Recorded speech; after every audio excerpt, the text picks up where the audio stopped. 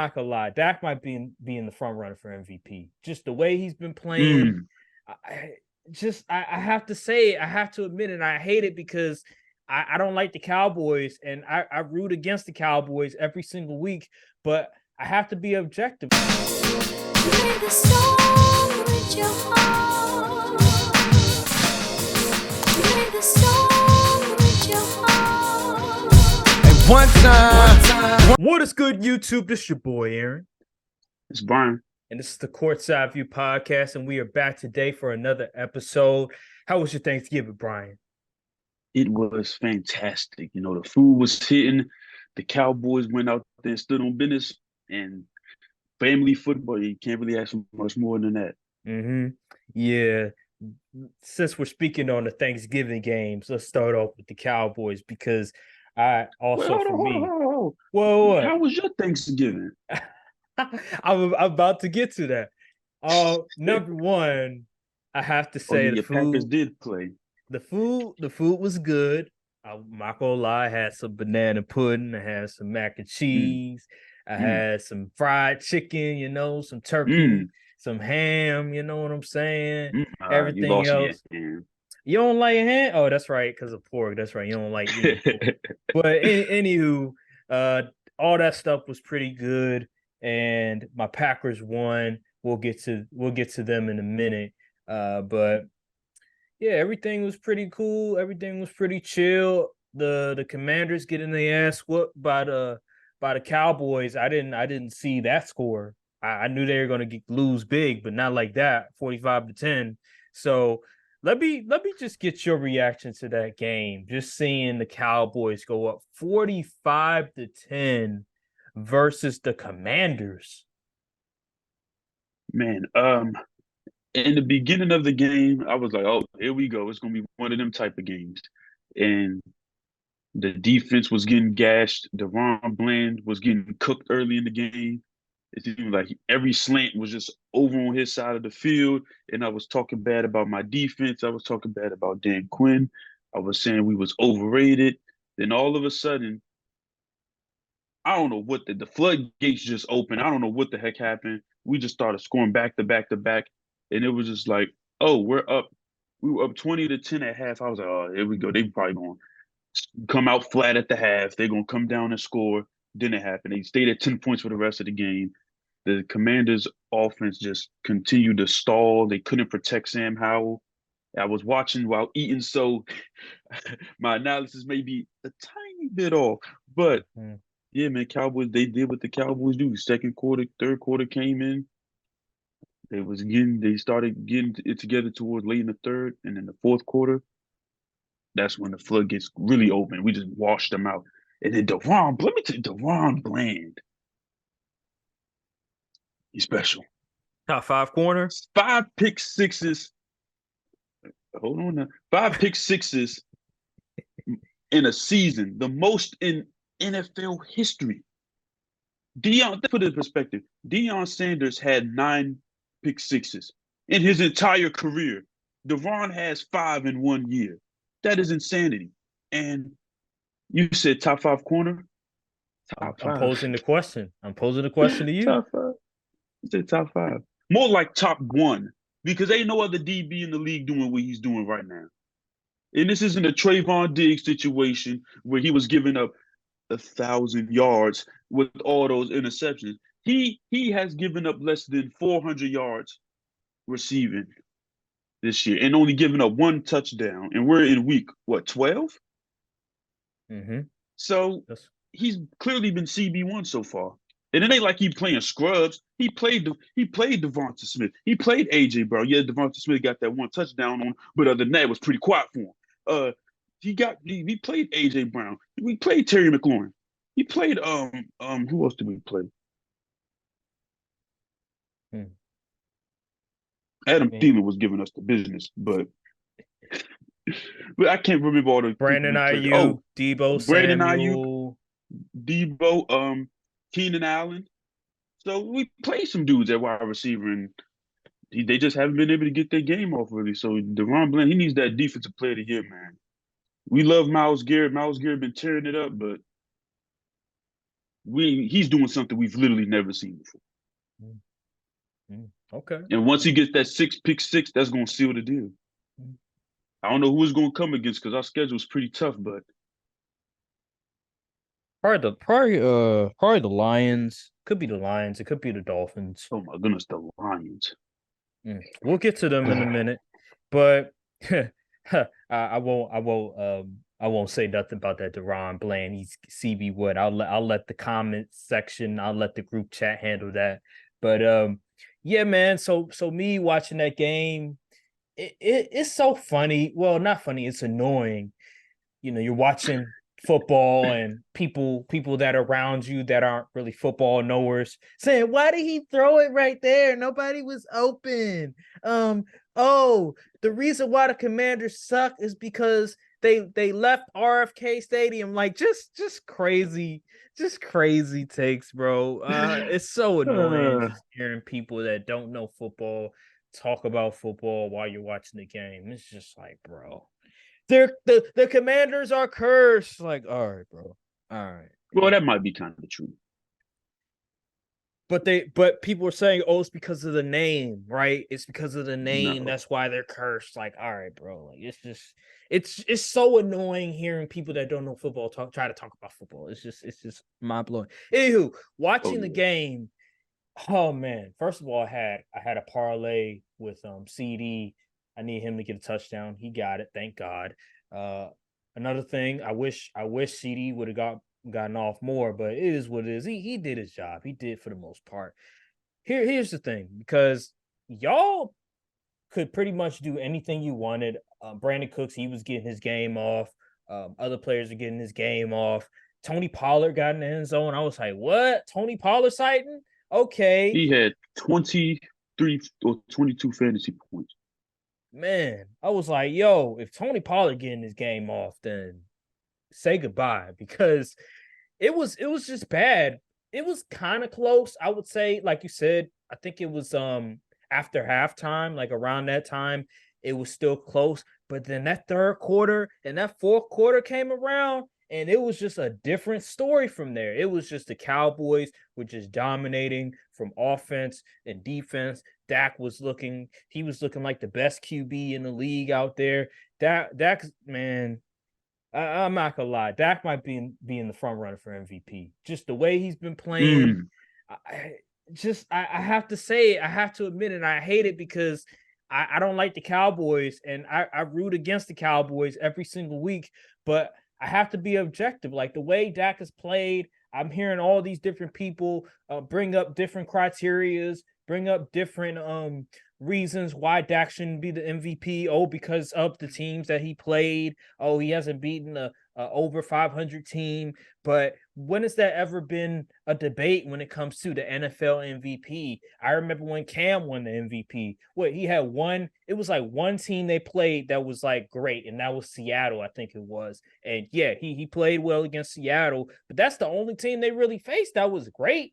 And then I look at Matt Ryan with the Falcons. I can't remember all the teams on the schedule, but they played in the NFC South. They didn't have the greatest schedule either. So I'm trying to figure out, when did this become a conversation where, oh, who did he play and all that stuff? It's generally always been who has the best stats and are they on a winning team. That's always been the conversation with MVP. So the fact of the matter that people are pushing back on the Dak MVP talk is weird to me, because the dude has been balling, like 4 touchdowns on Thanksgiving, 5 touchdowns against the Giants. I believe you guys played the Eagles, I think it was, before the Giants, or was it another team? I forget. But he's been hooping.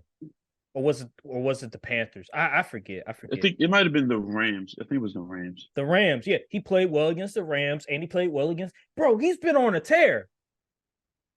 He's been on a literal tear. Like, matter of fact, it started with the Chargers game, and then after that, he's been on a tear. So the fact of the matter is that he should be the front runner for the MVP. He's putting up the best stats. The team is winning, albeit they're not winning the division so far. But I've seen players win the MVP and not win the division. Most of the time, that's been like a running back, but still, in this case, I feel like Dak deserves it. He should be in the front runner, but he's not going to get the credit because he hasn't beaten the Eagles. He hasn't beaten a sub 500 team. So You know what's funny? Remember that year Aaron Rodgers won the MVP, but he got whooped by San Fran and the Rams, but he still won the MVP. There was no gripes it, about that. There was some people saying Brady should have won, it was but most actually the people like, Bucks. It was actually the I Buccaneers, mean, I yeah, the believe it Bucks. It was the was. Bucks. My bad. It was the Bucks. Yeah, it was the Buccaneers and the 49ers. Yeah. Yeah, so there was nobody saying, "Oh, Aaron, he ain't beat nobody. He can't beat winning teams." They wasn't saying that. They were saying give him the MVP. So why Mm-hmm. is the criteria all of a sudden change?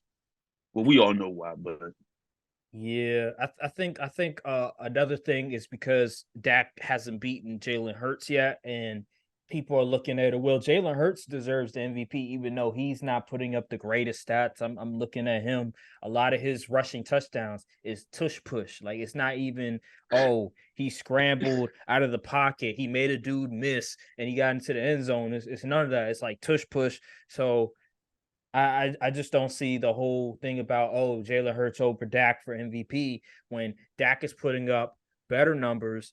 Dak, I feel like Dak, although yes, the Cowboys are talented, I think Jalen Hurts from a coaching standpoint and from an offensive line standpoint, I think his team has the edge in that department. So for coaching, me, and I don't think that's the case. you think wait a minute, you offensively you think the Cowboys have a better coaching staff than the Eagles? Really? Really? People think Brian Johnson is a fraud. Really? Really? What about Yes, the offensive line? the offensive line they got us, O line they got us, but from a scheme stand, I don't think they got us in scheme Really? and coaching. I Really? don't think so. Okay. Well, y'all did lose to them. Hey, that's we ain't losing next time. I'll tell you that much. We already okay. Anywho, but back to the I see the conversation. script. All right, back to the conversation. I mean, we can disagree on that one, but still, he has a great offensive line. He has a great running game, and he has two really good receivers on the outside and one of the best tight ends in the league. So he has a lot of help at the disposal. And when I look at Dak, he does have help.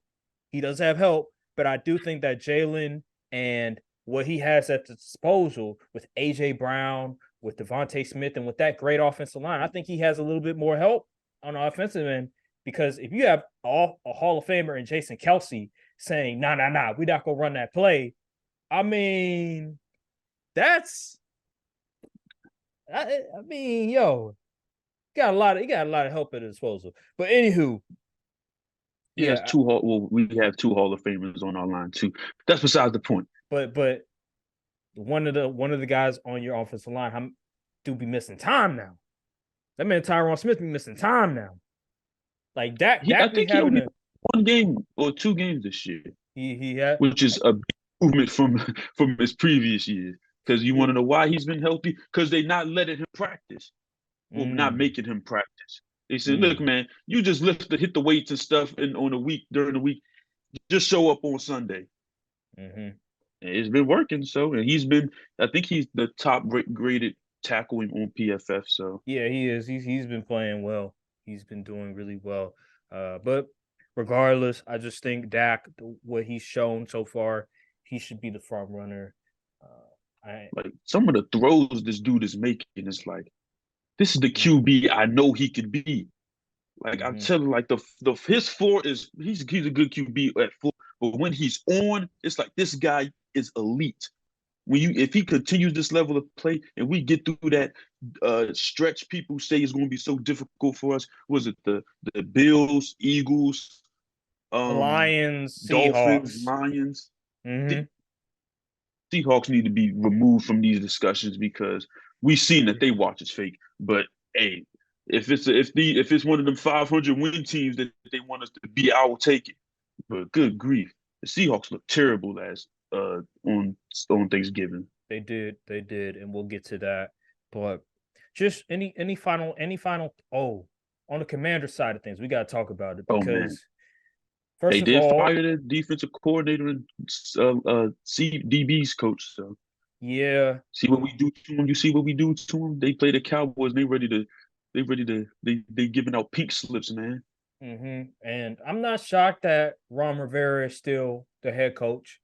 I feel like Josh Harris wants to get a fair evaluation of Ron Rivera the entire season, which I mean, to be honest, everybody could see that he's not the future. Maybe they're keeping him because they want a higher draft pick. That could be possible. But for him You know what I to, also think it yeah, is? what's up? I think under any normal circumstance, I think Ron Rivera would be fired, but I don't think the org or the team would accept Bieniemy as an interim head coach. I saw a report about that. Okay, so yeah, I don't think because there's been rumbling even before the season started. People players were saying how he's too aggressive or emotional. He just yells too much, blah blah blah. And people say, "Oh, they're soft. They're not used to winning. You can't tell." But like, you got to look around the league. Like, yeah, that type of coaching can work, but the best coaches in the league are like player coaches. The Sean McVays, the Shanahans, the Dan Campbells, Mike McDaniels, Andy Reid. Those aren't like yelling in your face, screaming in your face, do your job, guys. Those are like, hey man, we got a good game plan. We're gonna implement the game plan. Anything goes wrong, we're gonna fix it. I'm not really gonna raise my voice at you. So I think those are type of coaches that the players would respond to, at least on the Commanders, because you yelling at these dudes, you yelling at me, we still losing every week. I don't want to deal with that. hmm Yeah, So that's mhm. yeah. So that's what I think about that whole thing. Yeah. But yeah, so Ron Rivera, yeah, he's probably going to wait until he's going to get fired at the end of the season, more than likely, because I think I said this before. Josh Harris isn't really changed coaching staff mid-season guy. He hasn't done that on the 76ers all them years either. So I doubt he will do that this year. So yeah, the Commanders are going to have a tough it out. hmm And I don't know who they would take with they. I hope they don't get Marvin Harris. Good grief. No, they're not. I don't think they're going to lose enough games where they'll be able to get Marvin Harrison Jr. So that's just I don't my want them to get Brock Bowers either, but anyone drafting a tight end top 10 is a fool. yeah. I wouldn't draft the tight end in the top 10. I don't care how But talented it's he the is. Commanders teams can't draft. They took Emmanuel Forbes at 16, and we see how that worked out. hmm Yep, yep. And yeah, it's just a bad situation. Hopefully, with a new organization, a new ownership, that they'll be able to turn around all the things that transpired with Daniel Mm-hmm. Snyder. I know Mm-hmm. you're like, nah, I don't want that to happen. I don't want that to happen.